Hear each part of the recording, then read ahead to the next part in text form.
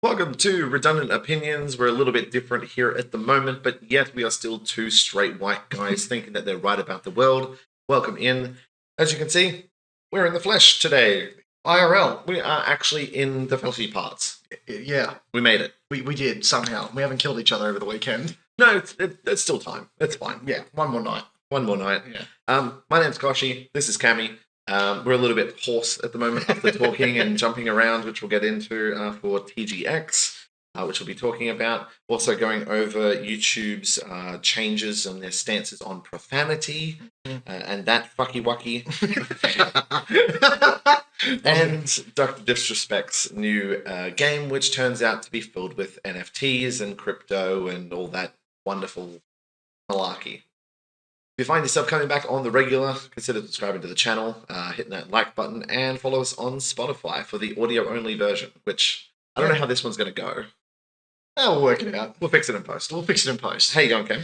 I'm alive, which is about as best as I can say. It's been a hectic weekend from go to woe, and Yes. been a good weekend though. Must be real. Because obviously, with conventions, it's the reason we catch up. Really, it's what acts as the sort of the actor, right, for this all to happen. Yeah. And normally that's just PAX, right? We've got to wait every year around October.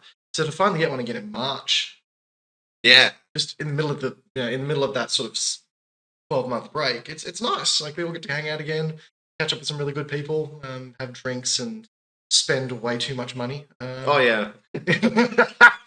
We did the tally because we went out on an after party. There was a glitch after party after TGX, and then I was helping buy people drinks and making sure everyone was having a good time, like our group of friends, and then we got to assess the damage done on that, which I really regret. The problem is that Kochie was trying to make sure everyone else had a great time, which was all fine and good until he realised that he wasn't having a good time after he checked the bank account. It was painful. Let's just say that. Yeah, I watched the soul of a man leave, but it's not because I'm a redhead.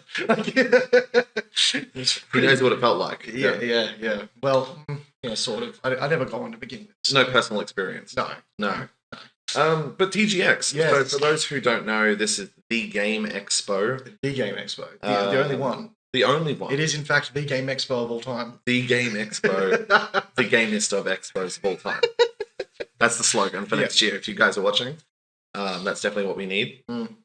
But so TGX is like an amalgamation of pop culture, fighting game tournaments, PC players, artists, cosplay, board games, card games, people selling stuff, and just general pop culture vibes. Yeah, it was called the Game Expo, but you could very much tell, especially in the artist alley area, that it was very much sort of everyone in the nerdom sort of area, right? The Nerdum Expo doesn't really roll off the tongue as well, though. No, it doesn't. And you don't get a great TNX. TNX Sounds like a drug. Yeah. TGX. You want to go to TNX? Yeah. It sounds like a dodgy alleyway waiting to happen right there. Yeah, exactly. But you're right, because it misses all of the the big releases of February. Correct.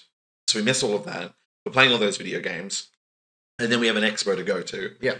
And then we've got more expos coming up. So the end of April, we've got DreamHack, which we'll be back in Melbourne for as well. Yep. So that should be fun. We'll probably do another podcast for it. Yep. Yeah. Hopefully it all lines up and we can get that done. 100%. But yeah, so we explored the show floor. Those who had been to PAX, it was held at the Melbourne Convention and Exhibition Centre. Yep. But it was a little bit smaller than the whole of PAX was. So it's definitely the first one or two sections of the main hall. Yeah, if you've been to PAX and you've been sort of in the main hall, it was around, I'm pretty sure it was just a little bit bigger than that. Yeah. That whole section. That was the whole convention. So quite a small turnout, but it is worth also keeping in mind that this was TGX's first ever run. Yes. They've never done the Game Expo before. It was very much the first run, which you could tell. Yeah. You could tell. And that's not a slight against the event itself. We had a great time for that. We'll talk about it, but there was a lot of mismanagement of expectations. Quite a few people out there. I think so. In regards to attending it. Yeah. tell it was their first. There was a lot of, there weren't that many sponsors. It was pretty light on as far as the actual amount of things to do. It was, it was, we did 2 laps of the whole show floor within half an hour that media got early access for. Yeah. But it was still fun, and I think the management of expectations and supporting these new events as they come out is the only way they're going to grow in the future. Yeah. And for what it was, we had a good time.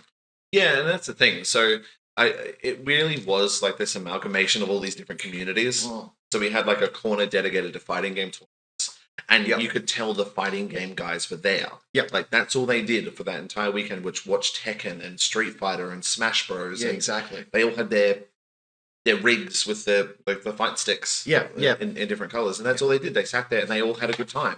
There was a console free play area Mm. that was dedicated to fighting Smash. games entirely. Yeah. There was a lot of Smash Bros. And then there was also another free play area which Mhm. had a lot of fighting games in it too. So you could tell that the fighting game space was very much the priority there. Yeah. For sure. They also had there was that section. There was a speedrunning section which was raising money for Cancer Council Australia, I think it was. I think so. Yeah. Yeah, Oz speedruns. Yeah. It was Oz speedrun, so good on them. They were doing great. It captured that side of that community as well. We'll get the final figure on how much they raised. Yeah, I never Maybe saw I'll it. put it up here somewhere. But Yeah, I think the last thing I saw was like $3,000 that's sick. or something. Yeah, I think good on top on. of like being at a convention already where people have to pay to go and get in. Exactly. Yeah, no, it's really really cool. It was chess. It was chess. Yeah, chess tournaments. Yeah, that was interesting. Yeah. I was like, they had the full setups, so like the timed things and everything there, so people could just rock up and kind of play. But there was also tournaments as well. We didn't get to see. I really wanted to see like some bullet chess. Like there's ones that go like really fast. and they have like a minute to do all of their moves. But it also gave us time to do things. Yes. I think that's probably the best thing as well with these smaller conventions.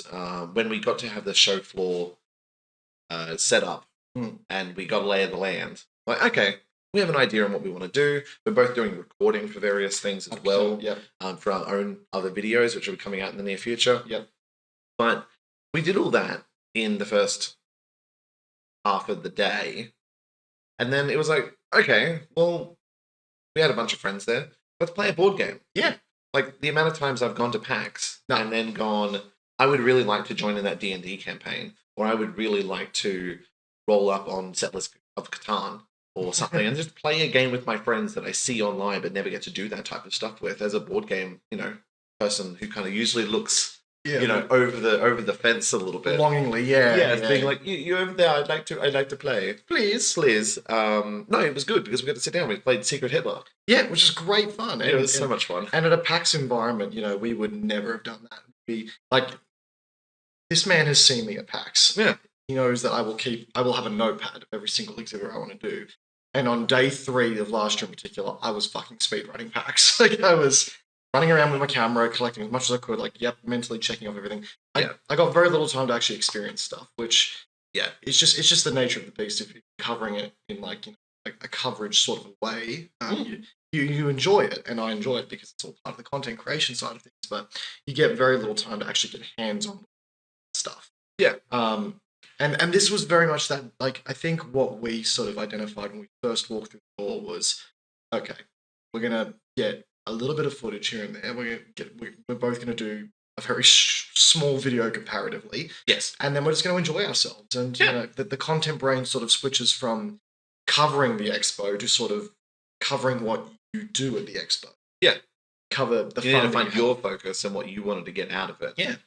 Rather than, I know I did see a lot of stuff or a few things online where it's like, it was marketed to me as a PAX Lite, which may have been the case in terms of people's opinions on the marketing of the expo, but to me it was, I think the managing those expectations kind of comes in being self-aware that it is the first expo. 100%. And I mean, unfortunately the exhibitor hall map didn't come out until 2 days before. No, and I think the event, which that's when your expectations should be set. 100%. Rather than there's a new expo, it will be the expo and you should go to it. There's got this sponsor, and then what else are you meant to do? Just say nothing, and then there's an expo 2 days before it's done. At that point, you should be fully aware that okay, we're not going to be seeing Xbox, PlayStation, and Nintendo show up. They're not going to in their right mind. No, they're not turning up to E3. They're not going to turn up to TGX either. They may even not even turn up to PAX this year, from what we understand. I mean, it's all up on the air. Well, I mean, it's because they can do everything they want to do online now, and Yeah. people are going to buy the games anyway. What's the point? So yeah, like I think managing that expectation. Like we played Secret Hitler. We did 2 panels. We did 2 panels. I've jumped on a podcast with Zombies Loves Bacon, which was fantastic. Make sure you check that out. Link in the doobly-doo. We'll leave a link in the doobly-doo. We played sim racing. We had a really good chat with a bloke at a dice vendor. Yeah. Parrot. Yeah, we had it was a dice vendor that had a dice throne, a dice jail, so you could have the carrot and the stick, and then a hammock between 2 trees which had dice in it, which was labeled Paradise with a C, and I immediately wanted to buy it. I didn't because we forgot, but I really wanted to do that. So I need to go and check what it was. But I think it was, I want to say, like, I can't remember the place. Again, put it in the doobly-doo. It was something Quest. It was good game. No, it wasn't good game. It wasn't good game. It'll be on the exhibitor map. Damn it! It was something Quest. Or Quest something. Yeah. Again, put the link in the down in the doobly-doo for those guys. They were just really lovely. They were great stuff, and they took time to talk to us. It was lovely. And I think they were able to, because it wasn't the big expo. It wasn't these exhibitors had been standing for 3 days. Yeah. The amount of people I talked to on Sunday being like, we don't get chairs. We've been standing for 3 days talking to people, and we love our game that we're showcasing, but God, we're tired. And we felt the same way after PAX as well, regardless of how good it is. Yeah. But I think just taking in for what it is rather than what everything else was comparatively is the best way to look at it. Yeah.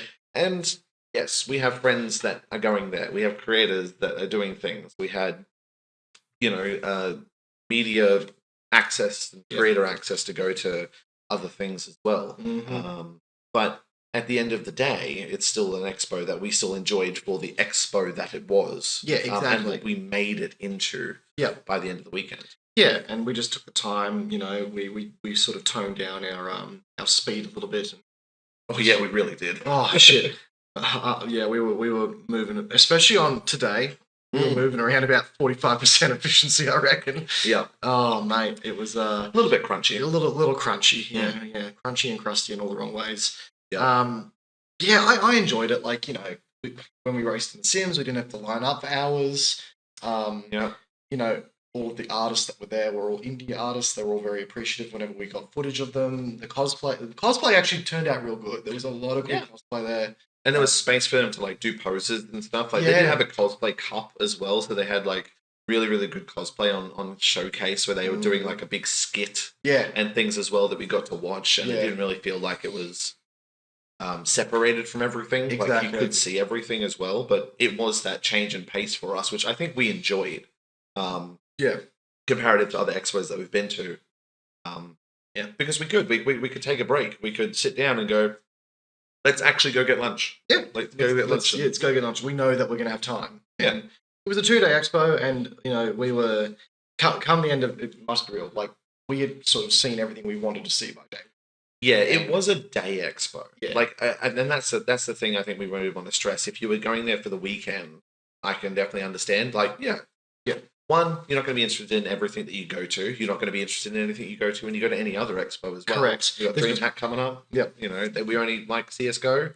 We're not going to like anything else that's there. Yeah. So you're only going to go for the one thing. Yeah, exactly. And, I feel, so I'm with you. I think I definitely can understand that perspective. I mean, if we didn't have video to make, I think we would have not shown up on day 2. No, exactly.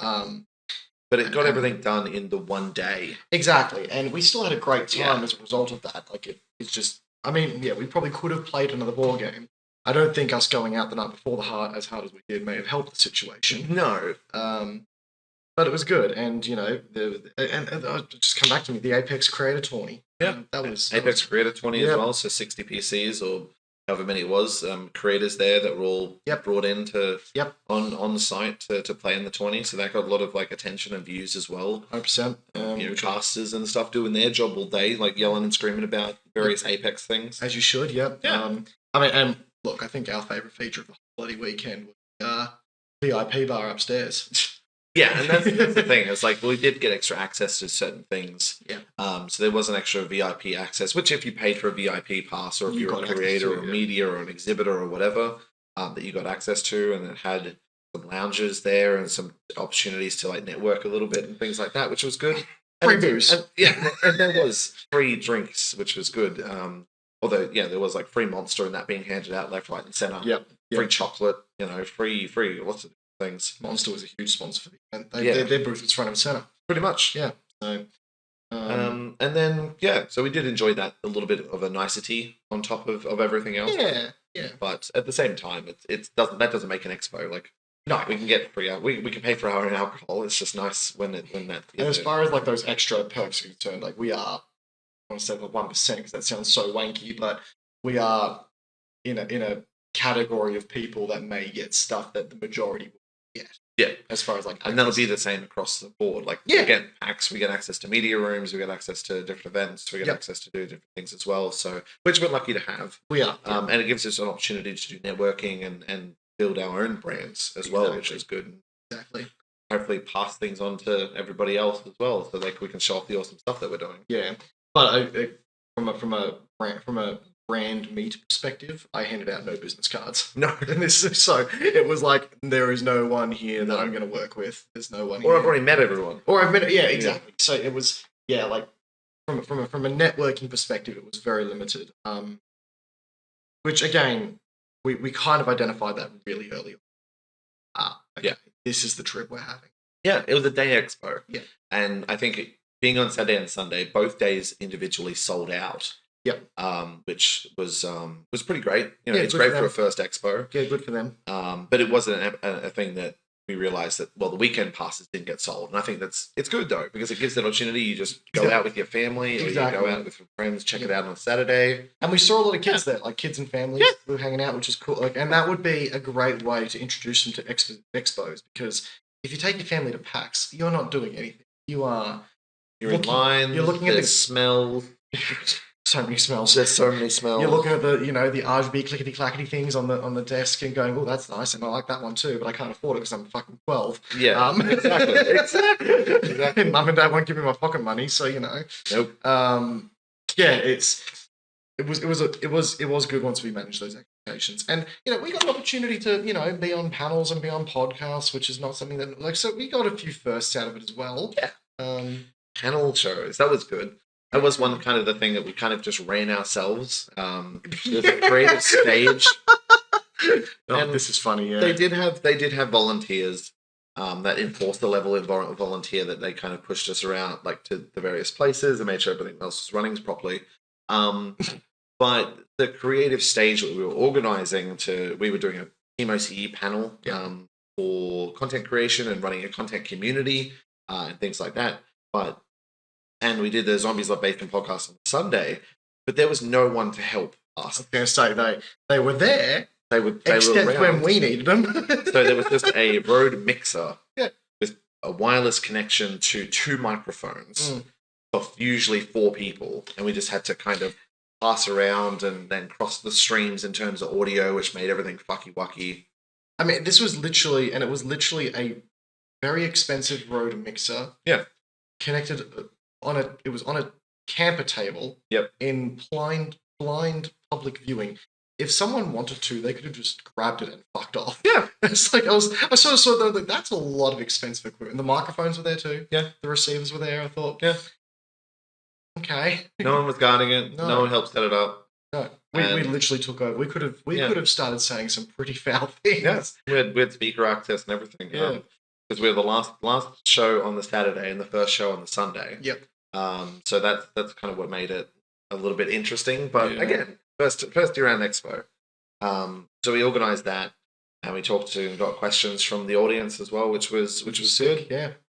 But again, those are little extra things that we put on top of the expo. We and the team there was very appreciative that we were actually able to reach out and go, hey, we want to do that stuff, because they had cancellations probably. Yeah. Because, and again, so they have cancellations because there's not enough stuff that's on, but then other people also said that it was marketed too heavily to be something that it wasn't. So how do you please both of these idiots? Yeah. It's such a vicious cycle at that point, especially when you're brand new to the market, because everyone's going to have. Again, we haven't had a brand new convention in a long time. It's been PAX and DreamHack, and that's been it. So there's expectations have been set. So when the new guy comes onto the block and tries to do their thing, but they don't obviously have the capital to do everything they want to do, which naturally, and I'm pretty sure we found out there was like allegedly there's actual restrictions from MCEC about the size of your convention for your first run. Yeah, well, based on the size of the amount of room that you've got, but I mean, yeah, depending on the numbers, they'll maybe able to show that off when they get them. Exactly. Yeah, exactly. If they post those, but they sold out, and we're like, okay, cool. It's cool. It's a cool outcome. So, but I think the long and short of it is that it was a proof of concept. Yes, it was a proof of concept. That's a good way to put it, I think. Yeah. And I think it proved the concept. Like I think the thing that sort of really set the tone for me as far as what to expect from it was when I looked over to the fighting games area and saw all the plastic chairs. Yes. And I thought, okay. Yep. And it may not change because, it just might be it's just cheaper to have plastic chairs instead of 17 DS racer chairs. Which, 17 people sit in at a time and get all gross and sweaty. And PAX can do that because it's got the capital, it's got the numbers, and chances are those companies are going to make money because they'll have a booth there to sell those chairs that people are testing in the free play section. So, very, very hard to match that level when you don't have that support from sponsors. Yeah, so call it the bias or whatever. We definitely support TGX for what it was. Yeah. And I think it is a day expo, and I'm really excited to see what it does next year. 100%. If it continues, hopefully they get some more funding and be able to bring bigger things. But yeah, we did see there was quite a lot of negativity. Oh no, hang on. One thing that I wanted to bring up as well that was really, really good was this whole trivia thing they had running. Yes, this was sick because it enveloped Team OCE. Yes, Team OCE were keen on it. Which was fully sick. I keep wanting to say elemental skeleton, but that wasn't what it was. It was something else. Yeah, elegant skeleton. Elegant skeleton. So there seemed to be some new company that was running a research institute. So they were one of the people that popped up in the Game Expo real quickly. Yeah. But the Research Institute investigating the aptitude of humans in teams, which I thought was very interesting. Mm-hmm. But what they did is they did a trivia event, I guess what it was, that ran online. And then what you would do is you would answer all the different questions that were related to video games or board games or tabletop, or there was stuff that was answered about game designers. Yeah. They made it really obscure. Yeah.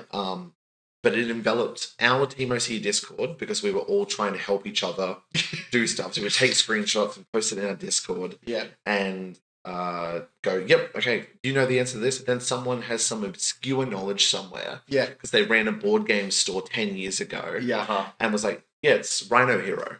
And we just all turn and go, what? How do you know that?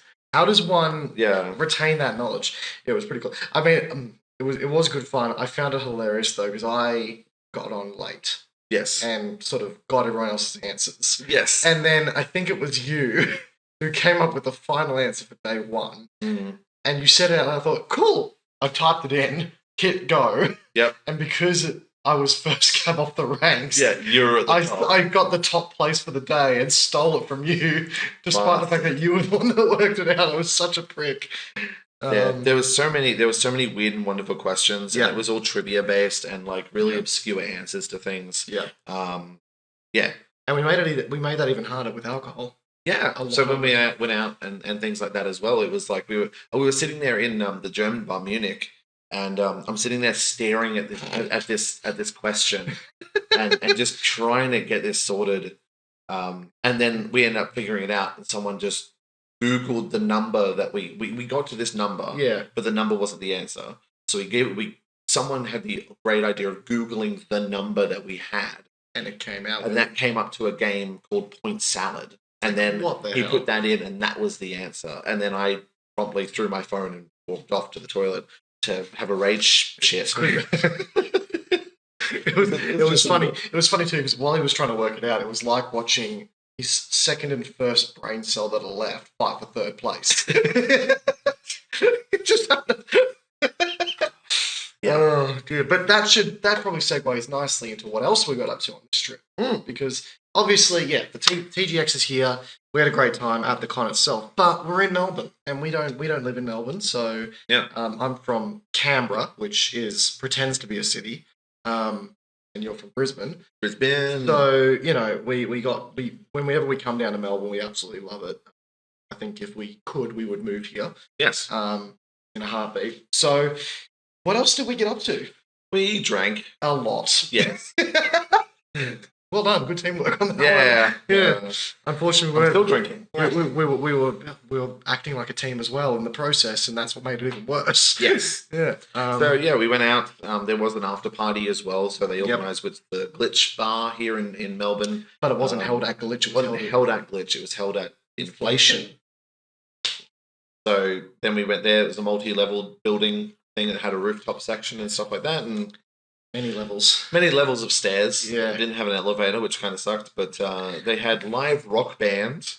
That was sick, and that was surprisingly, it was kind of cringe at the start, and then the beers started flowing and the alcohol started flowing, and people were playing like bangers, absolute fucking bangers. But they put on, like, anyone knows that you do it like a power ballad or you do Bohemian Rhapsody near the end of the night. You save it. You don't. You don't do it too early, because once you've hit Bohemian Rhapsody with a group of, people. Probably close to 30 drunken idiots. Oh, probably more than that. Yeah. That's it. That's the peak of, like, how it goes, like, hype-wise. Except. Yeah, but then it continued on. So everyone was kind of mad, I think, and then it just kept going. So you had bunch of different songs that were playing. People were getting up on stage, playing guitar, playing drums, singing, but their voice didn't come through.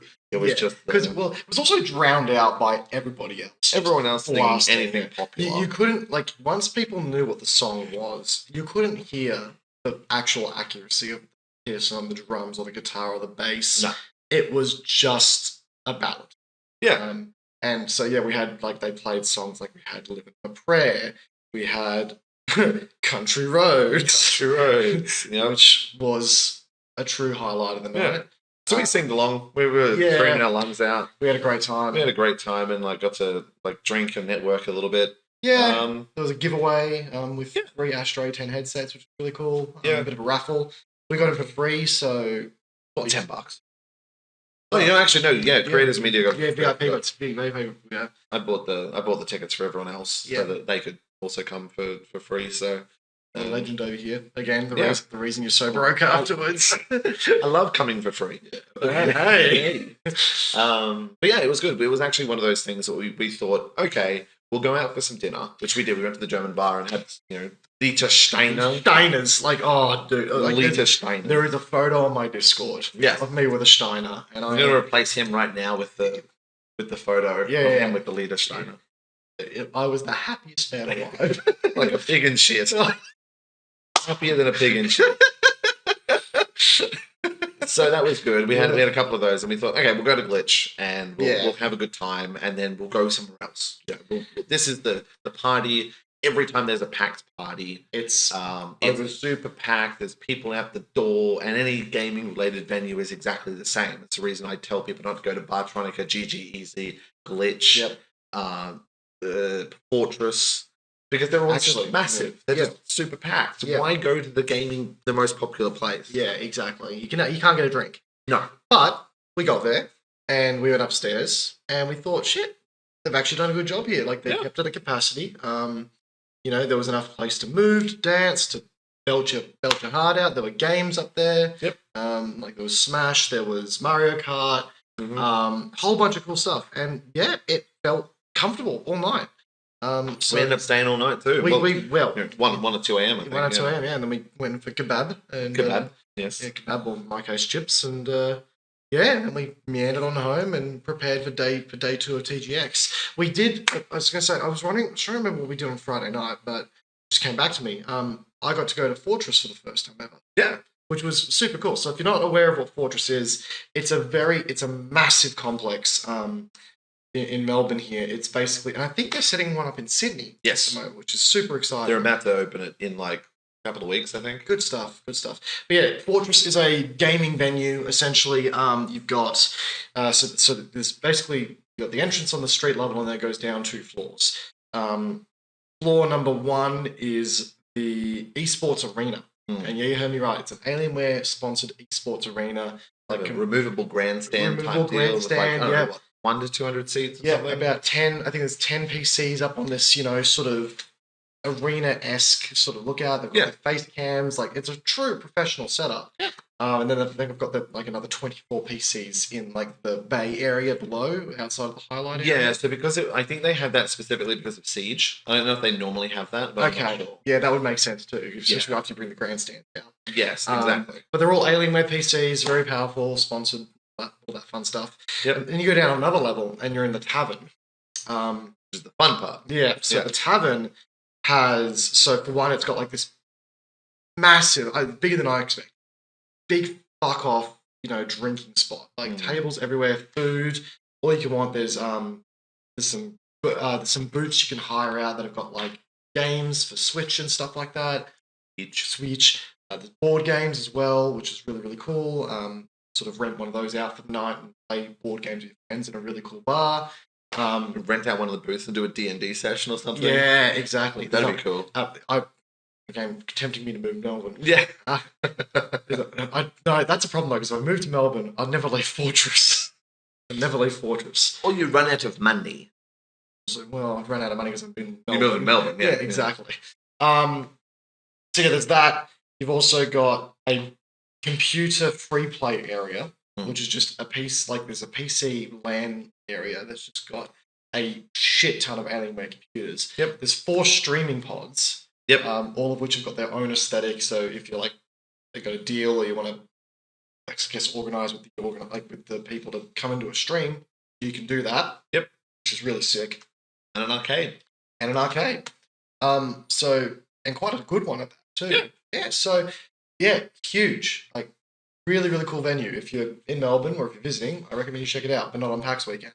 Yeah. Any time there's any event, it's the same with like DreamHack coming up as well. Yeah. I always say just avoid all the gaming venues. I know you want to go there to the gaming venues, but if you want to get a drink and go get some food, go to a rooftop bar. Go somewhere unless you hate the cold. Exactly, and which Melbourne is great for. Yeah, Melbourne's great for. Plenty of good ones around. Exactly, and unless it's a ticketed event, you want to go in. Control capacity, all that fun stuff. Exactly, and given that we've come out of COVID, I think there's probably some more regulation in regards to that. Maybe. Yeah. Who knows? Yeah. So yeah, fun times. So those were our 2 nights. In the lead up to, and then there was tonight. Yeah. Right before filming this podcast. Right before me. It's like literally like almost midnight at the moment. Yeah. We decided that we would do this after our little trip out because why not? Why not? So what would we do, Kochie? We went out for some pizza. We thought, well, after eating shit for all weekend, we should probably, eat more shit. but that pizza was good. Yeah, we had some pizza and I had some wine and beer, and celebrated a good weekend. Cute day, very cute day. It was a very cute day. Yes. A wined and dined him. Yes. Even paid. What a gentleman. Look. And then we went to the casino. So that was of course we do because we're in Melbourne and it's Crown, and what else do we do? Everyone ends up at Crown anyway, so all roads lead to Crown. All roads lead to Crown. So we got to do some gambling and did all that stuff. We basically sat on the blackjack tables for the whole night, 2 hours, 2.5 hours, give or take. Yeah, probably. It's amazing that we lasted that long, quite frankly. Yeah. Well, mine's 2 to 3 seconds. So I mean, exactly. Really, this is a long stretch for me. Yeah. So it's funny though. So we started off. We each took 200 out. Yes. Yep. We each had a budget of 200 and said that's it. And we with gambling, we knew that was money gone. Gamble responsibly. Only gamble the money that you can afford to lose. Yeah, exactly. Yes. So we set that limit. We said, yep, $200. And I lost it. Yep. Yeah. And we said, yep, that's our limit. So we found a blackjack table. We sat down. Started off rough for me. Yes. Real rough. I was actually up, but I hadn't played blackjack in years, but I relearned the rules. Yeah. And the dealers that were really helpful as well. I could just ask questions. They're like, yeah, Oh, this- yeah. and it was great too because like I made a bad call to like do a hit when I should have left it, and the guy was actually like after the hand, he can tell you Why? well, the guy was like, yeah, you probably should have left it because like I was on a 6 and you're on 14, and if you hit like And you get a picture card. I get a picture card, I'm screwed. But if he hits, then he has to keep playing, especially on a 16, then he's forced to draw. And then he's more likely to go He's over. more, and I was like, you're allowed to tell me that, right? He's like, yeah, I can tell you the rules of the game. I just can't tell you during the hand what you should do. And I was like, keep doing that. Can tell you how to do it. Can tell you how to play, but not what to play. Yes. Exactly. Which was really, really cool. Yeah. It was very good. And he was very, like, I think both the dealers we had, like, Yeah. dealer number 1 was okay. He was, but dealer number 2, he was playing into us a lot, Yes. which was really, really cool. Having jokes and having, like making it a good time for everybody. Yeah, and yeah. Really having a bit of a laugh and just like, yeah, just giving each other shit. Yeah, we were legit the only 2 table only 2 at on a the table time. for a while. Yeah. So we got the table to ourselves for, I'd say, 45 minutes to an hour. Yeah. With a couple of visitors here and there, yeah. Yeah. So I started out rough. We put $100 each in first. I lost it straight away. Put another 100 in. And then carried that and then some. Yeah. So somehow I managed to bring it back. A couple of doubles, which if you're not aware, so say you get blackjack. If your dealer gives you an 11 out of the gate or a total of 11 on your cards, you can double for one more card, and then that's it. And then you're set. But if you've got 11, then if you get a 10 picture, then you get 21 and you get paid out straight away. Double it, then risky business, but good. I hit a few doubles, and so He was on a bit of a hot streak once he lost his first 100. I sort of He brought it became back. the lucky guy at the front of the table. Which I don't know how that happened. I don't know how the cards were in my favor. Yes. So I built up I think I made my money back. Yes. So I had this nice stretch of cash in front of me. Okay, it wasn't just me hearing that. No, yeah, Okay. no, your eardrum didn't burst. Yeah, Me cool. too. So I had a good sum of money in front of me, and then this bloke shows up, assesses the table.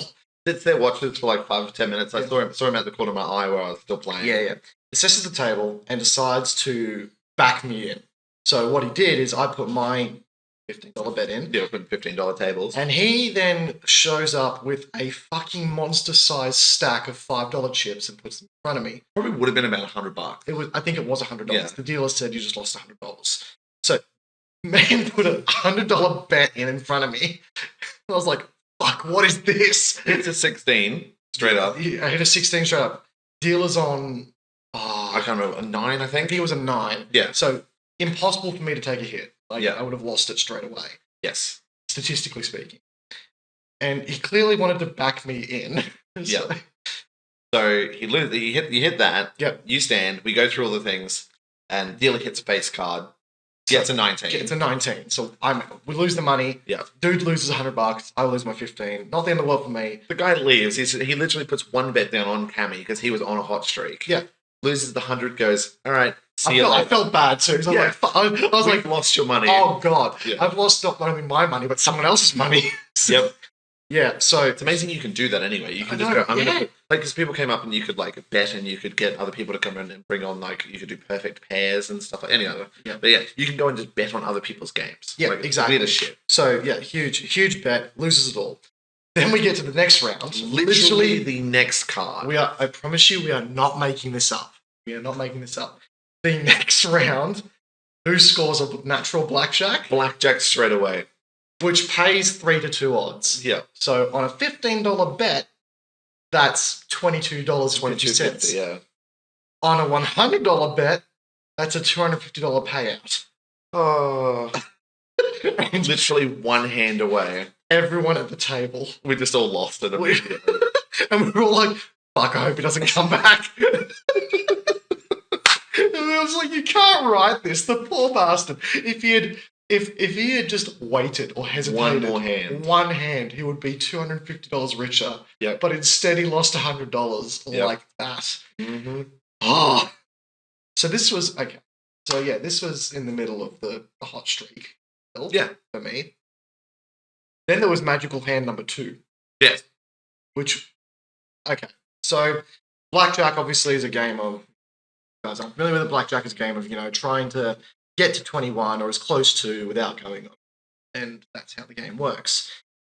There's another element to it called perfect pairs or pairs, where you can bet an amount on either yours or any other player's sort of, entrance for a pair to show up on the board. Yeah, like then you get dealt their first 2 hole cards are a pair. Correct. And there's different scales of that. If there is just 2 sixes, for example.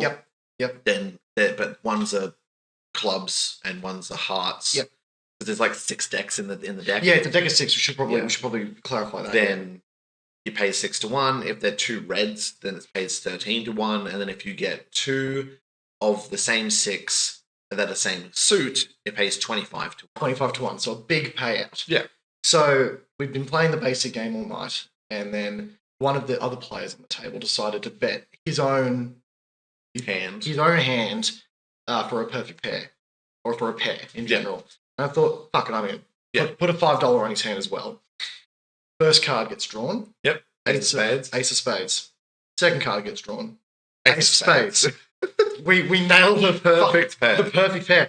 On a $5 bet, that's an $135 payout. Yep. We were pogging out of our minds. Yeah. As my funds slowly dwindled. And it was funny too. I shouldn't say that because I was the beneficiary, but no, it was good because like the dealer was great too because if chips don't matter once they go back into the kitty, right? Or if they go back to the bank. But it was great because he would just literally grab my winnings on a hand that I lost, but he won, and just went, give him to me. Yeah. Kind of felt like that. So it was like I was literally stealing Kochie's money. Literally just taking my money. In a game that we're meant to be all versing the dealer, I was losing to him. It felt very targeted, so my apologies for that one. I think that was fine. Oh god. But it was a good night. We had a good time wrapping up at the casino. It's a good way to end the weekend. Yeah, I mean, we don't gamble often. No. I don't gamble in Canberra at all because, quite frankly, Canberra Casino is shit. Yes. And I've gambled in Las Vegas, which is the first time I ever gambled. I've never gambled before. I like playing poker stuff, but when there's no stakes, involved, and we're just playing, and it's just a buy-in or something like that. Have a game with your mates or something, then it's all good. But we went to one of the casinos in Vegas when I was there after E3. 7-8 years ago. But literally went to the first roulette table and went, I've seen roulette before. I'm going to put down 3 bets. Black, black, red. And it came up red, red, black. And I lost $60 and left. It's like, nope. Yeah. I mean, my first ever gambling experience with Dad in Sydney. And I said, I want to go to a casino. I was like 18, freshly 18. Yes. And that's what you want to do, right? Yeah. Like the world has been expanded to you. Yeah. So why would you not take part of it? Exactly. And lose the money? And Dad wanted to teach me the lesson of, why you shouldn't gamble. But he didn't let me use my own money for such lessons. So he took out I think it was like $200, give or take, and we sat at the blackjack table, but fuck, I was quick in losing it. I had no idea what I was So it was rough. It can be fun, and we had a good time. Yes. But gamble responsibly. Yes, gamble responsibly, and we did have a lot of fun. I think that's the main thing. Yeah, we came out of it having a good time. We weren't angry. Like that. No, and that's it. I can understand when people get angry when they do that to themselves and then they end up losing and things like that. But on our side, we spent 3 hours there, had a lot of laughs, had a couple of drinks, and lost some money. Exactly awesome. That was money that I was okay, and happy to lose. Yeah, that ended up being half of what I spent on Saturday on alcohol. Yeah. And if any math wizards out there, you'll understand how much I spent. Jesus. Yeah, so the main thing is events, just bringing it back to kind of like TGX and our events and stuff, it gives us the opportunity to be in Melbourne. Yeah. And wherever it is, it doesn't really matter where it is. Melbourne's just great for us. Yeah. But whether it was Sydney or Brisbane or Perth or whatever it is, it brings a lot of people together. Exactly. We don't obviously know each other, but we don't catch up IRL unless it's for an event because flights are expensive.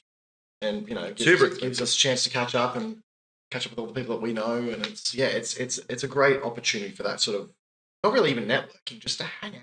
Yeah, with the world of the internet that it is these days, it's like, yes, all my friends are on the line. Like, I can't go to a bar with my Discord friends. We all just kind of sit and drink sadly at the computer together and play video games. Yeah, or Cards Against Humanity or something like that. Yeah, Scribblio or some.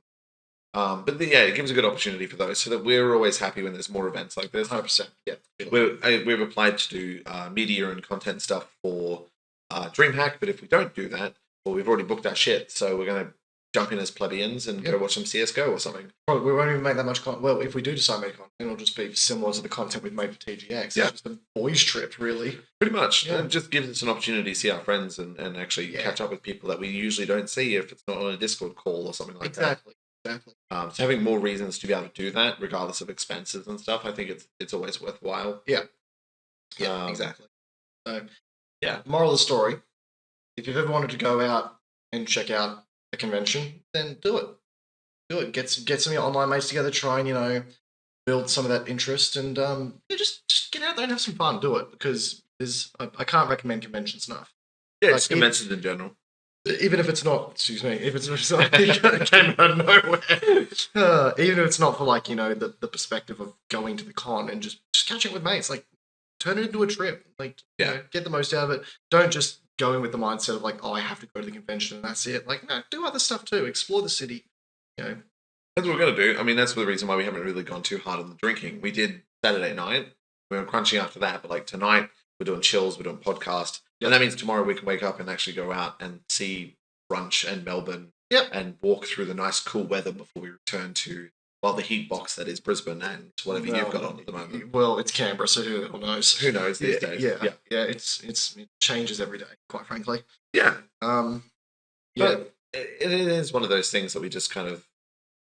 I don't know. I live my life a lot of the time, or I used to pre-COVID, always working as hard as I could so that I could have those little mini holidays. Yeah, me too. And it would be like, I'm flying down for a night down to Sydney for this one preview event. Yeah. But I got to see some friends and I got to see some networking opportunities there. So I do that. Yeah. And I fly back. And it was just that change in scenery for a weekend was enough to keep you going for another 3 weeks. Yeah, and it gets gets you out of the routine. It means you're keeping things interesting because it's either you do that or you save up is a 4-week holiday, which go to Japan or something. Yeah, I can understand doing, but to me that there's something to be said about just these little getaways.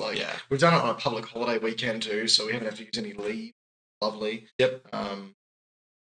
It's just having those opportunities to go, because since COVID and everything, with all the cancellations, it's yes, I look forward to PAX and I look forward to PAX. Yeah, exactly. That's kind of it. Yeah, so, I getting away from it all is good. Is a good opportunity. Exactly. Whenever one of the I've sort of since since COVID and stuff like that went through, my mentality around just saying fuck it, I'm going. So these things have really changed. We don't know how things could change. We don't know how many more of these events we're going to get. So take them on. E3, for example, the one thing that we never expected to really die off has kind of died off. Yep. As far as what it once was, and if you keep deciding not this time but maybe next time, and of course fine, it's coming. Yeah, money is always a thing sometimes. But if you keep pulling it off when you potentially can do it, then you may actually miss out on that chance, and yes, that's good. That's good experience. So yeah, I can't recommend it. Yeah, it's good. So good work, TGX. Yeah, good work. Thanks for bringing us back to Melbourne and getting us out there for making and losing some memories. Losing some memory, yes. Yeah. I don't think they did that. No, the alcohol that we drank did that. They were the catalysts. They were the catalysts for making that night happen. I'm still throwing it to them. Yes. But we do appreciate all that they have done as well. Agreed. And I think we're both excited for what's going to happen maybe next year if we do have another one. If we do as well. So yeah, exactly right. We can kind of see how that goes for trying to find a segue here to our other topips that we're going to talk about. We're struggling to that, aren't we? I think one of the things that I'm not really looking forward to is other games that are actually coming out in the future from expo creations to YouTubers creating video games. So, if people who have been living under a rock for, in the content creation space and haven't heard of the Dr. Disrespect, who's moved around a lot and had a bunch of different controversies for them as well. has started drinking the NFT Kool-Aid, and is going to be chucking that into a Tarkov-esque extraction shooter with NFT-related goods that are in the blockchain. Gosh, sweet Jesus. We're going to let that sink in for a minute. Yeah. I want the slow zoom on my face. Yeah. So yeah, pay to earn, all that fun stuff you can run through. Well, this is the thought process. We haven't seen any of There's it. no gameplay. There's No, nothing. there's nothing that we've seen. Conceptual at best. Yeah. But he has posted a few tweets. And being that he's in the financial position that he is, and the position in the industry that he is one of the few people that could come up with something like this and make it happen. Yes. Yeah. He did make a tweet though at one point that kind of solidified though that he had been drinking that wonderful Kool-Aid in terms of the Web3 and NFT space, especially when it comes to play to earn games as well. Yeah. So I'm just going to read this out so I get it. I don't verbatim it. Quote. Yeah. Imagine trying to extract with an item you discovered worth 100,000 on the chain. Think about entertainment value as a viewer, let alone a player. A new PvP experience is upon us. The concept of digital collectibles in an online game is so exciting to me, especially an extraction type of game. People saying scam and are just brain dead headline followers. Same people that spend a ton on skins for an annual release game. Same skins, everyone has to. You know what? End quote. The whole brain dead headline followers. Doesn't that just sound like he's calling everyone sheep? It's like the COVID denies. Like, yes, do your own research, sheeple. Yeah, and it's like, here's the research. But like, no, not that. No, but not that research. Fuck, not like that. Not like that. Oh, yeah. So, yikes. Yeah, that was done, I don't know, about a week ago that he posted that. And it's always interesting hearing opinions from people who have invested money in the crypto space and then realizing that it is all tied up in crypto. That's the only way. Like, if that means that I can't play this game and get the items out of it unless I'm bought some cryptocurrency. Yeah, right. right. You can play it for free, but you're not going to actually get the same value that everyone else has got. Exactly. Yeah. Well, that's where it's heading, at least. That's what it sounds like, and it's There's so many question marks that come up. Yeah.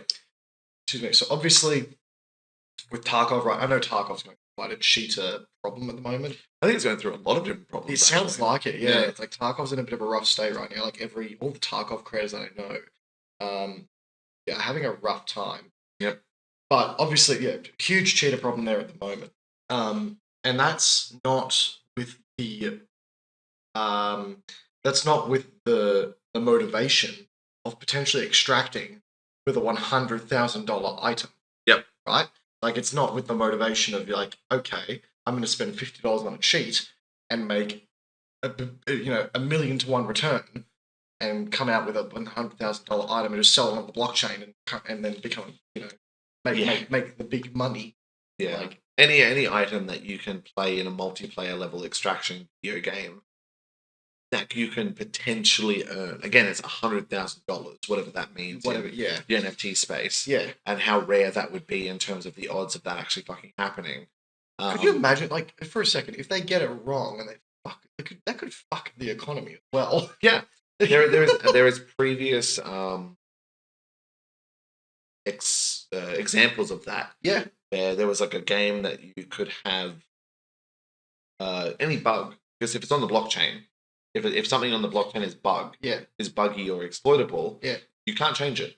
No, you have to or you can. It's just really, really expensive to do it. Exactly. Yeah. Exactly. And you have to patch every single instance of that to make sure that it is not sustainable. Fixed. Not sustainable at all. And like, I know coders, they're shit. Like, I know people who make games software. I know people who make point of sale software. It's buggy all the time. They go back and They go back and read code they wrote 3 months ago, and who the fuck wrote this? Yep. Oh, it's me. Who would write this comment? Oh, yeah. There's absolutely even the most simplest programs. Well, good video gaming. Every game that comes out nowadays is a bloody mess. Yeah. Even if it's not like game-breaking bugs, there's always those weird T-posing issues. which you have to patch. So if you Yeah. patch that, does that create more administrative burden for the blockchain integration that you've got there? Well, what if you've got to do a balance pass? Yep. Like, does this apply to weaponry in this game? Or just skins. Is it the skins? Is it the like, can you? This would be awkward. Can you extract a graphics card that then comes out that in the real world would mint these friggin' MF? Oh, Yeah, I mean they've got crypto miners that you can get in in Escape from Tarkov, for example. Yeah. And it doesn't mine real Bitcoin, but it gives you a Bitcoin in game. It's in the game, exactly. Like, yeah, there's so much. And look, again, I don't come at this from a huge understanding, but at the same time, we know that there are huge exploitative gaps there. And again, cheating is a huge problem in video gaming at the moment. It continues to be in most games that we play. At least. Like, Yeah. Even in Apex Legends, to tangent for a second here, there's a new cheat going around. You might have seen this. That if you try to shoot or engage a cheater, your weapon will instantly and continuously reload. Nice.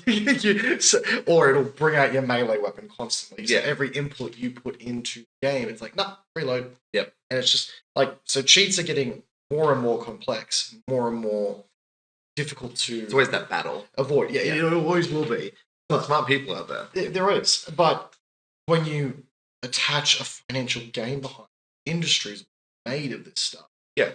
Like again, it all comes back to imagine. Just imagine that that's the case. Yeah. And it's like it's all this waffly talk. It's like, okay, I'm imagining an item in a video game worth $100,000. Mhm. And what I'm imagining from that is companies dedicated to farming $100,000 items. Yep. Day in and day out. Yep. And if you get it wrong, the drop rates at any time, you're screwed. Your economy's screwed. That $100,000 item is no longer $100,000. Right. It's 6 cents because there's 20 million out because China went, that looks really good. I want all of it. I'm going to take that now. Yeah. And then yeah. they inflate the real world economy in a way if they can convert that into real world currency and sell it. Yeah, I mean, that's the thing, right? It's not money. No. It's crypto. Yeah. So if to buy this, I can't walk into to give a real world example, we have Steam skins. Yeah, right. Yeah. Right. So we've got Dragon Laws, we've got Howls, we've got like all these knife skins, Gamma Dopplers and stuff, like Scar Pattern AKs. And some of these things are worth $100,000 to some people. Crazy money. Watch like Anomaly on YouTube, and he does these massive he's an idiot, but he does all these videos on these skins and knows how much they're all worth and stuff. Crazy. People make a living swapping skins. Yeah. On Steam. Yeah. Exactly. It's insane. But that is the same kind of thing. It's like if you have 20,000 of this skin that's there, it's worth 6 cents. Yeah, because the rarity and the demand. Well, again, the supply versus demand. If you mess that up, it's game busters. And if you then farm all of these things and then you sell them for crypto, and then you sell your crypto for money. Yes, it's not just in-game currency that you can then use in Steam. Yep. It's no, I have to buy crypto, or no, I have to sell the item to somebody that gives me crypto. Then I have to get crypto out in an exchange, which you will probably control because it'll be some kind of crypto that you control. It'll be a new coin. Yeah, it'll be a new coin. Yeah. The current one that everyone shits on is Axie Infinity. They do that. Yeah. They have all the different kind of currency that they have. Yeah. That's all tied in. The new coin. Yeah, exactly. So with their stuff as well. So you do that, and then before you even get your money, not to mention the payout requirements, time to do all of that, fees to transfer. And then any legislative controls that are in place for that sort of thing. Yeah, on the blockchain, there is no legislation for the bloody blockchain. Well, yeah, that defeats the purpose, doesn't it? Yeah. But regardless, you put $100,000 on something, people are going to use the path of least resistance to get it. And you can call it a straw man argument at that point, but cheating will do that regardless. They do it for free. Yeah, they do it to piss people off in video games. If you attach money to that. Yeah, I don't even think it's a straw man argument. I think it's just simple causality. Yeah. And I think to deny that will happen, I think is really stuffing your head into a bloody, to a pillow. Like, we are talking about massive AAA game developers that struggle to deal with cheaters on the day to day because, again, it's, as you said, it's constant battle. There's no one side with it, and there's no easy fix all, right? There's no program out there that takes a cheater, deploys a sniper to their house, and takes them out at the source. No. You can't do that. I think Riot might have the best, not the best, I don't know, the best anti-cheat software, but they have a kernel level program, which, probably like MAC address bans you or some shit. If hardware IDs and stuff like that. But there's ways to get around that too. Yeah. Switch your hardware, do it again. You've got like a cheap motherboard or something like that. But that someone else does reply in the replies to the thread and goes, I don't understand the value of having a digital item stored client side, like on a blockchain, versus being stored server side, like CSGO skins. Yep. Do you think you can elaborate on why the value of blockchain items exceeds traditional means? Mm-hmm. So Dr. Disrespect replies as such, quote, multiple game and platform functionality. Imagine here we go. Having a digital collectible that has functionality in a completely different game that comes out 7 years later. So what you do there then, like the whole generational wealth argument. Yeah. So for one, you exacerbate the generational wealth gap that exists between these games, but it also gives potential advantages to players who have been around for longer, as opposed to someone who may just be coming into the series for the first time. Yeah, like there are so many questions. There's a really good video by Nine Squirrels. He's the previous game developer and goes into all of this stuff. Which again, people bring up straw man arguments, but they are usually of consequence from someone who's in the industry with that kind of thing. Exactly. But he brings up, it's like, okay, you've made this game, and Dr. Disrespect is like, yeah, in 7 years later in a completely different game. It's like, yeah, but this game is a extraction-based shooter, and your new game is a detective cop show set in film noir. Yep. How is that weapon in Tarkov NFT going to apply to this one? It's like, well, that one gives me +1 strength and allows me to extract 5 seconds quicker. Yep, it's exactly. like the Nord game buff, the Nord game doesn't use strength and doesn't do extractions. Different mechanics. So what's the fucking point? Exactly. Why make the game then? Yeah, exactly. Like people who talked about it way better than I can. I will link links in the doobly doo, but there's so many ways why it doesn't work. Yep. And then bringing up like just words like just imagine. It's like like no, prove that it works. Prove that it works, and then I'll shut the fuck up. Yeah, exactly. Prove us wrong. Prove it works. Prove it's not exploitable, and prove that cheaters won't be a problem. And I will shut my big fat mouth. Actually, I won't, but I'll be proven wrong. Yes, and I'll accept the fact that I'll be proven wrong. Exactly. Like, the more and more I read into it, the more and more I hear about it, the more and more I go, nah, not at all. And I remember when I saw it on my Twitter feed as well, and I just immediately went, no shot, no shot. Yeah. No shot. That is just exploitation waiting to happen. And you know what? I actually find value in the hard reset between games. Like when a new Battlefield comes out and the level the field has been leveled, you've got new stuff to unlock. You got a reason to buy the game. Well, I play Path of Exile every 3 months when the economy resets, so that I can try out new builds and play the game a different way. I've been doing that for 3,000 hours in the game. There's a reason that people buy Call of Duty every year. Because it's okay, I'm going to use this argument I've just realised my argument on water here. It's a different game every year. It's a different game every year. And take that as you will. There's more stuff, there's new stuff to unlock, there's new skins and challenges to do. You just back yourself into a corner there of needing to make... In fact, you know what? No. This Dr. Disrespect game, if he decides to follow the path of having his stuff cross-transferable to each title, the game's going to be even more similar every Call of Duty game. So imagine that. Imagine that, right? You've got this NFT funded game. Yes. Bring out the sequel, like you said, 7 years later, and it's the exact same the one you released 7 years ago. Yeah.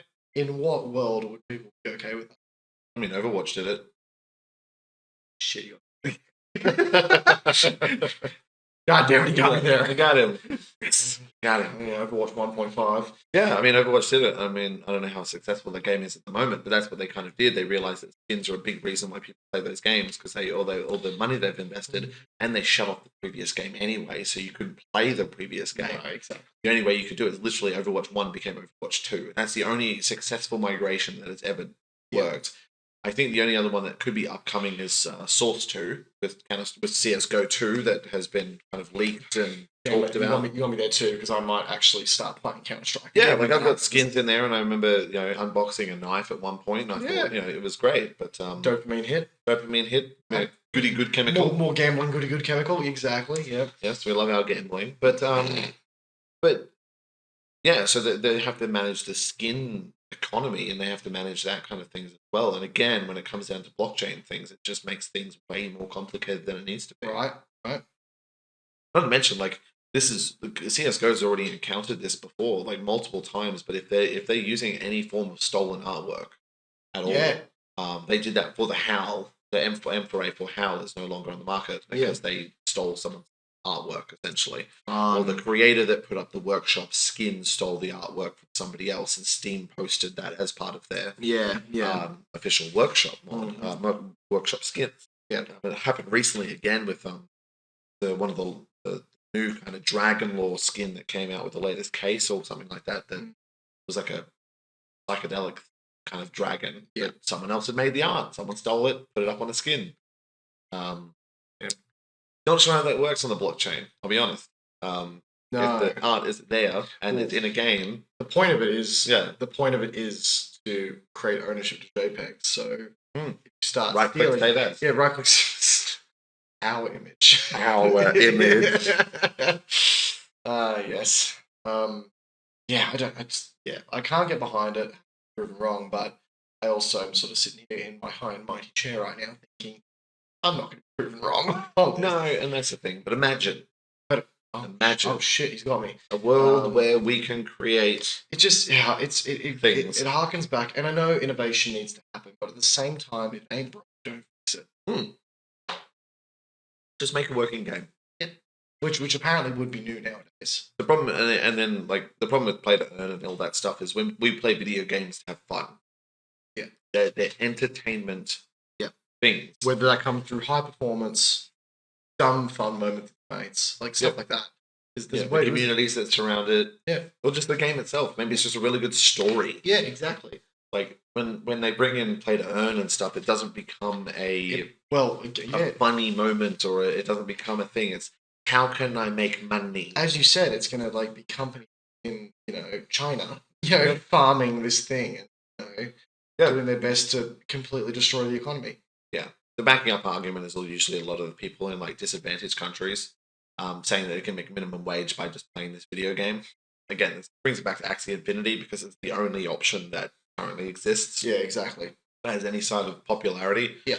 But it is one of those things that people created essentially like dens of accounts. Yeah. Because you had to pay to sign up. Yeah. To get the special account with all the energy. Mm-hmm. So you just got a big capital that paid for 7 accounts and get people to use those accounts, and then they just take 50% and get passive income. Yep, just constantly. Yep. They put quotas on these people to like just work in this game to make sure they make enough money every single day. I'm in the wrong industry, man. Yeah, I'm in the wrong industry. What was that site again? Yeah. Passive income. That's the new thing. I hate it. Yeah, it is the thing. But yeah, so we'll see how it goes. Obviously, it's going to take years to come out. We're obviously quite against it.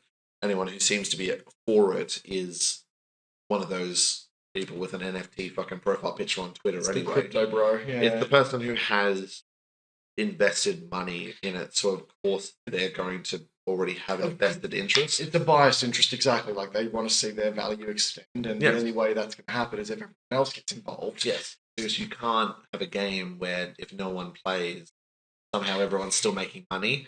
Yeah, right. Like that's not how that works. And the It's thing worth with- $100,000, but if nobody buys it, then it's worth a zero. and that's actually, to loop back. That's a very good point, because there's that saying of the house. It's actually kind of poetic. We're talking about this after being at the casino. Yeah. Because the house always wins. Yes. And for a game that is entirely funded, I guess, in the way of NFT, which, again, lack of technical understanding here, but I imagine Gamblers. cost to score, cost to store, cost to do whatever you got to do with it. Yes. To mint, yep. So the game's gonna have to mint these NFTs for one, which is difficult on its own course. Which means in order to make a profit, the house has always got to win. So Otherwise, what's the point? exactly. So this can potentially bring up something in relation to very gameplay loop gambling nature. Like if you take that, and also on top of that, would there ever be any circulation of the most expensive items? Would it just sit in someone's inventory, stagnating the market? Yeah, and it's also what it does. Is it as cosmetic skin? Is it an item worth that amount of money because it does something for your character? Because as well, with Escape from Tarkov, yes, you're fighting other players for that item, but the items respawn every raid. Yeah. Infinitely respawning system. There's no limitation to it. So again, if Just different chances correct to get a graphics card in the shop or whatever, and then you can bring that. So it's a one and done system. Yeah, and people just decide to hold on to these items and stagnate such economy. Do you completely kill the flow of your game entirely too? Again, this is all stuff that as soon as you start attaching real money to it and limited offerings and stuff like that, you run into some significant problems in the long run. Yeah. It is one of those things, but we'll see. A lot of this stuff is all wishy-washy. Yeah. Give us a trailer, tell us how this shit works, make it work, and then you and your crypto bros can play extraction shooters and hopefully not get cheated on the entire time. We can see. I mean, they can live in their own bubble regardless. They're already doing that. So Circle jerk around. exactly. Yeah. But NFT go to the moon. NFTs go to the moon. Yes. But in I guess to sort of segue across, then one thing that we have seen some concrete news about Yes. has been YouTube's new stance on profanity in content. Yeah, so it's not going to the moon. It's been retracted entirely. Well, not entirely, but it's in a bit of a softened blow. It kind of took off, hit the stratosphere, and got anchored. Like something hit it with a harpoon. Yeah, someone forgot to do a check and unhook a chain. Yeah. Like, no, back here. Back down. Yeah. So YouTube has adjusted its profanity because it essentially they went pretty gangbusters recently in limiting the profanity requirements. So it was like for monetization. Yeah, that's a good point, for monetization content, which a lot of content out there not advertiser friendly based on the new guidelines that YouTube released. That apply retroactively to all your previous content. Correct. Yep. So people were losing money left, right, and center, which again, not great. Yep. And they decided to make a change. Do you remember off the top of your head? So the original one was like they couldn't say the F word too often. That was the most offensive word because they didn't say cunt. I don't know why. No. But again, because when it comes from an American, it seems to have a different power to it than when an Australian does. Sort of a creepy power. Yeah. But the changes were you can't say a really offensive word in the first 7 seconds. So you can't say the F word in the first 7 seconds. Yep. You couldn't put swear words in the title or thumbnail of the video. Yep. And you also couldn't. You could now say shit and bitch and ass and stuff like that. Yeah. In a video without it being demonetized. Because again, it's not going to ban you. It's just not going to monetize your content, which a lot of people, when they start making money on YouTube, it's kind of important that they do. I don't have concrete knowledge on this, but I'm pretty sure demonetized content doesn't get recognized. Yeah, it'd be some kind of algorithmic thing. Because YouTube needs to make its money as well. Exactly, right? exactly. Yeah. Like videos that are hosted for free aren't doing the platform any good whatsoever. So I've got a feeling there's something. Again, nothing to back that statement.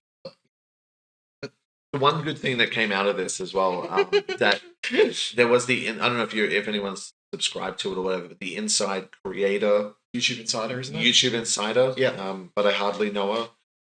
Video series that came out.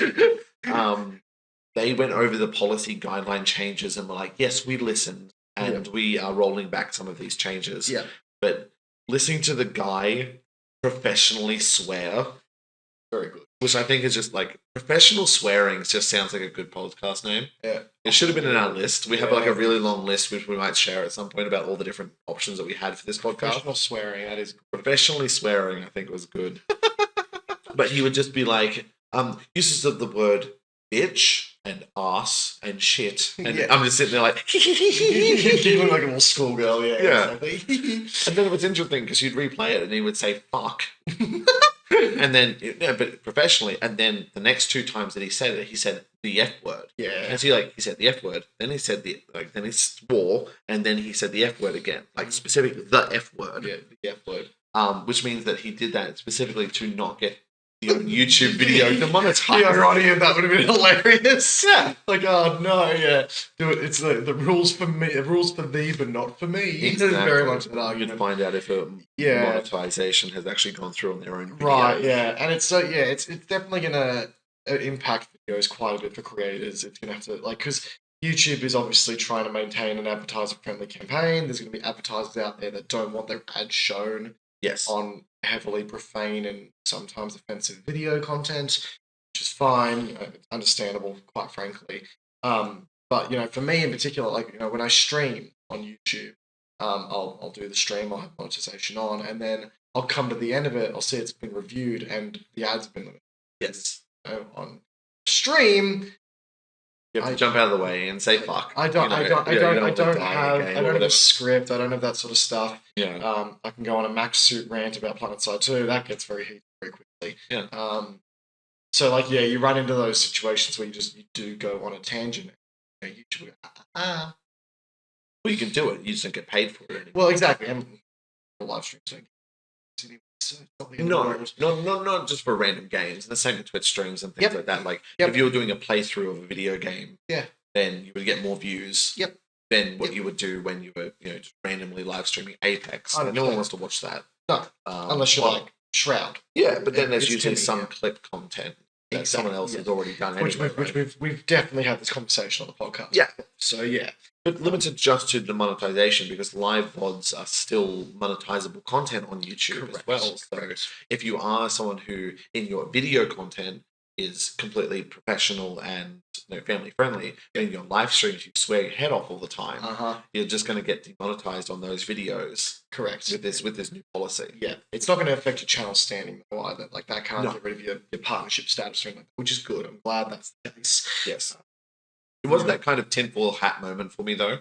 Yeah. Where I felt like that they put in these really hard limitations, which I'm pretty sure prior to this recent change, it was like you can't say any swearing in the first 15 seconds of the video. Very heavy-handed. And you can't swear too much, but they didn't tell you how many. Yep.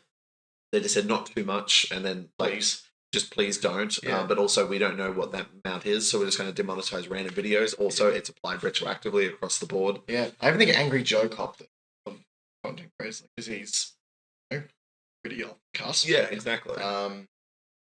So they did that. Everyone kicked up a stink. Then they rolled back their preferences and their changes, and everyone seems to be okay with it now. Which might have just been the goal from the start. That's the thing. They might have just changed it and go, well, we'll implement a really harsh policy and then we'll roll it back and everyone will be happy that we implemented a slightly less bad policy. Kochie's hot take of the day. Yeah. Tinfoil hat. Yep. You can't read my brainwaves, alien. Yep.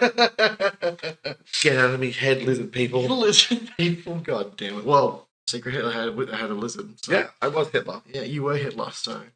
Oh no, it's too late. Oh god. My brain has been consumed. No! Well, yeah, that's sort of that's everything we wanted to quickly touch on, I think, for this potty. Yeah. It was a good weekend. Yeah. Very good weekend. Need to do it again at some point in the near future as well. DreamHack in literally 2 weeks, I was about to say. A month? 6 weeks or so? 6 weeks? Yeah. Yeah, so that should line up pretty well. Next podcast you'll obviously see we'll be back with the redundant opinions and usual overlays and everything like that. I don't think I can do like a little square around my head, a little square around your head. I think this just makes it good, but I'll add like a logo to the top. Yeah. Do some work in post. We'll fix it in post. Yeah. Like, the amount of times we've said that, just the various things that we've done, like and on the podcast of zombies and then in the animal team, it's like, I'll just fix it in post. Fix it in post, yeah, exactly. TGX will fix it in post. Yeah. TGX will fix it in post. Yeah. Oh, too good. They'll learn as well, right? Exactly. They did some really good things as well. Yeah. And that, so yeah, we're looking forward to what that happens next year, and hopefully you're looking forward to what we do next on the podcast as well. Yep. We'll have you're doing a vloggy style video. Yeah, so I've got a vlog on the way, which is always fun to do. It'll be, again, a little different from the PAX vlog, something a little bit more personal, I think. I'm looking forward to. And then it'll be back into the regular content for me. So more Battlefield, PlanetSide, BattleBit content. BattleBit, love BattleBit. Oh, BattleBit! I tell you, man, it's getting close to that early access in theory. So yep, we might see a bit of a shift coming shortly. Yeah, well, I'm keen to see it. Like, we got other channels that pop up with Battlefield content. BattleBit content. Yep. And things like that. And we're always really keen to do those funny moment, compilations and type of stuff, especially on those streams. People have been reaching out to me for content ideas as well. So the BattleBit community. So we're very. I think everyone's really keen to get that ball rolling. Yeah, I just need playtests that don't start at 11:30 at night on a Saturday. Yeah. When I've already had a bottle of wine. Give me prime time. Yes. Give me prime time. I want to be able to come home and play Battlefield. Actually, wine Kochie is good. It's good. Wine Kochie is good. I'm very funny, and modest. Yeah. But and humble. Yeah.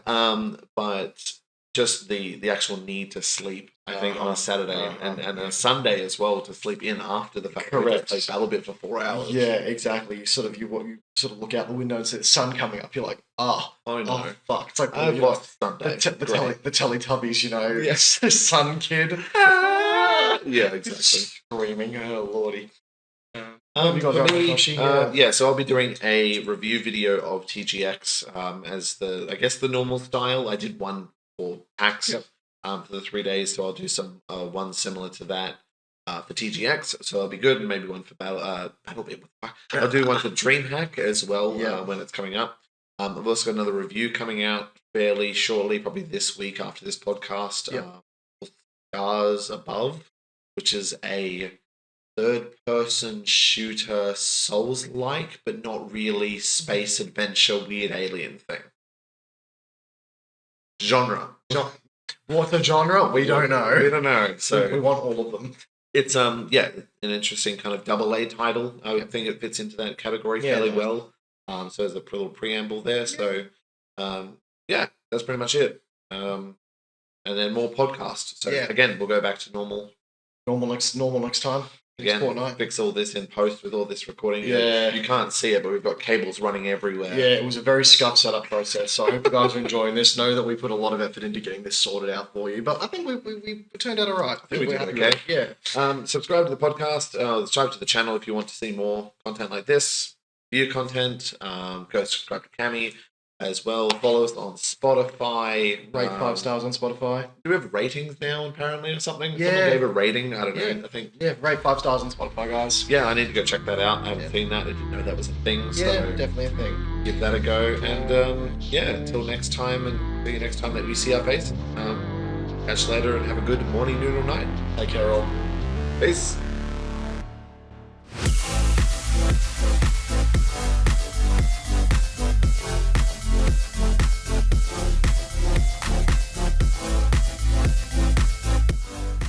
We're recording. We were recording this whole time. Yeah. This is how it starts. Oh, yeah. What are we talking about? It's like a 2.5 hour podcast where we're just hitting and talking about setting up the podcast. Right. Yeah, it'll be fun. You can cut this to highlights for the 100th episode or something like that. Funny moments. The bits you didn't see. Yeah. Subscribe to the Patreon.